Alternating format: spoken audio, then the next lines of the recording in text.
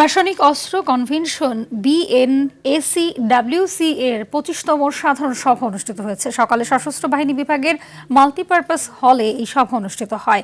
এতে বিএনডব্লিউটিসির চেয়ারম্যান ও সশস্ত্র বাহিনী বিভাগের principal staff officer lieutenant general S Kamrul Hasan সহ বিশিষ্টজনেরা উপস্থিত ছিলেন। এছাড়া বিভিন্ন মন্ত্রণালয়, বিভাগ, সংস্থা এবং বাহিনীর সামরিক ও অসামরিক সদস্যরা সভায় অংশ নেন।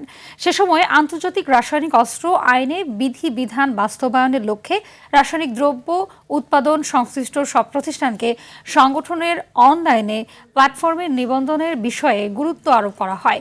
সম্প্রতি ঘটে যাওয়া মিরপুর গাজীপুর বিমানবন্দরে অগ্নি দুর্ঘটনার ভয়াবহতা এবং এ ধরনের দুর্ঘটনা রোধে সংশ্লিষ্ট সবার কার্যকরী ভূমিকার ব্যাপারে নির্দেশনা দেওয়া হয়।